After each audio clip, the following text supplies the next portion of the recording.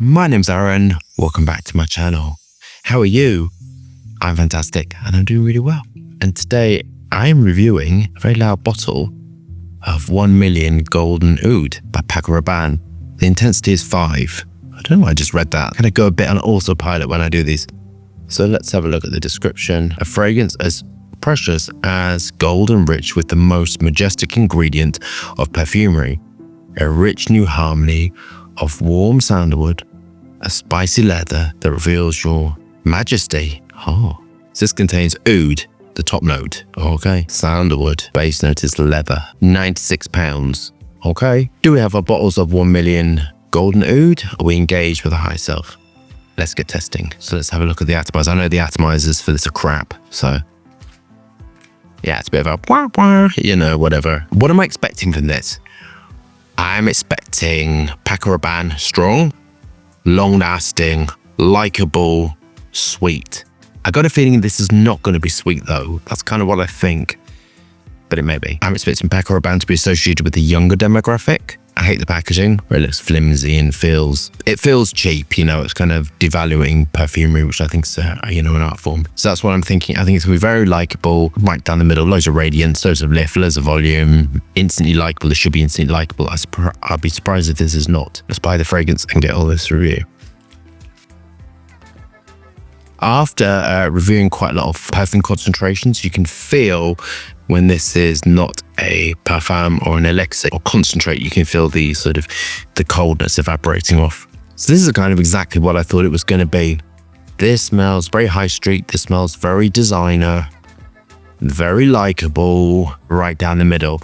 And I think designer smells, there's nothing wrong with designer. I kind of quite like designer. It's kind of very likable and very easy. You don't have to sort of explain yourself with that. You can just sort of like, oh, you smell nice. That's what it kind of is giving, you know? It's not giving you complex story and changing and they're always very linear. I quite like that.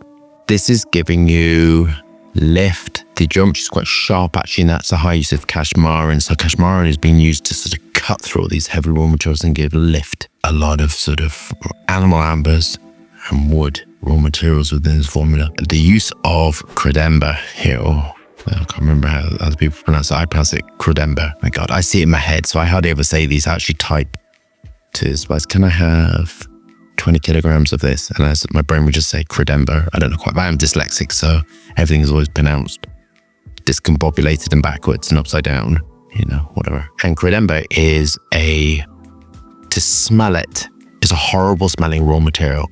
It smells of kind of like tannin, kind of like the inside of a teapot, just very like it's got that sort of like sharp wine tannin quality to it. It's very unappealing, but in the formula mixed with sort of wood raw materials, animalistic ambers, it works amazing. And it kind of can be used as a fixative. It gives lift and elevation and kind of is a fixative.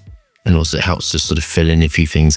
Goes amazingly with Iso Super and other ambers and woods. It's just really nice raw materials to work with. It can sort of enhance overall sort of bloom of the fragrance and enhance the fragrance as well. But on its own, it's horrible.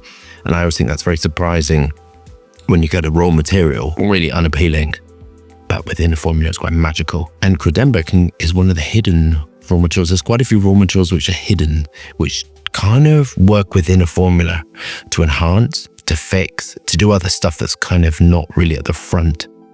And credember is absolutely one of them.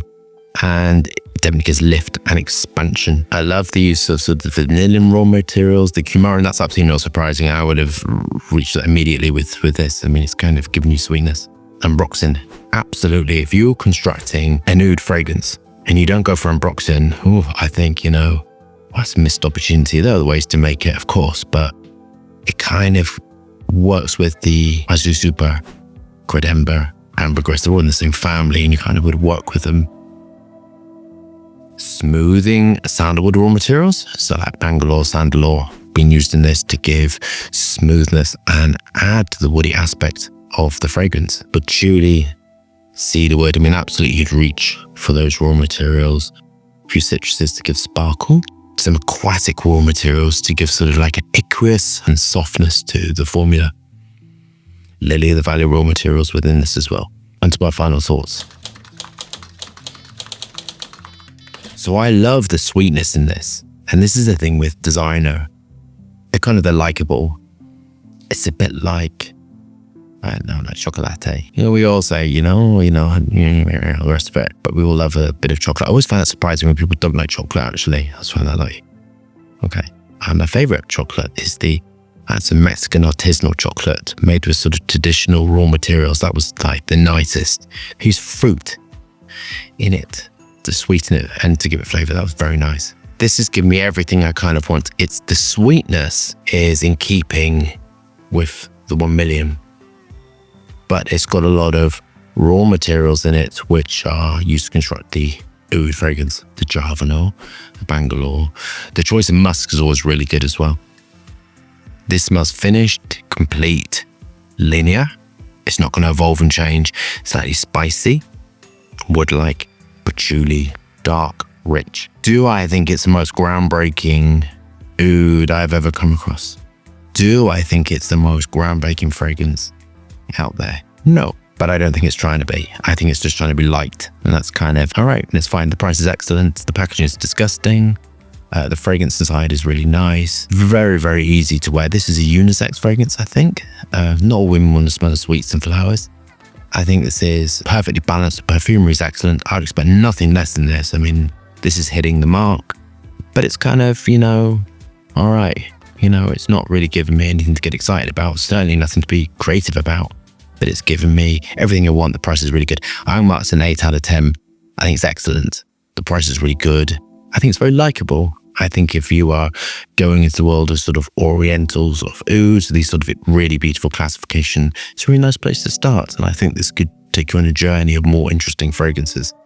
But I don't think it's particularly very mind-blowing. I don't think it's trying to be, actually, in this aspect. I think it's just trying to be well-liked, easy to wear, fit in that collection. It smells of 1 million. It's got that core, not very strong, but it's got sort of that sweet core in it.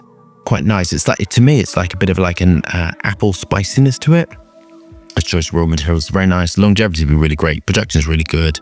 Very likable. But I think 8 out of 10 is perfect score for it. So we love that review.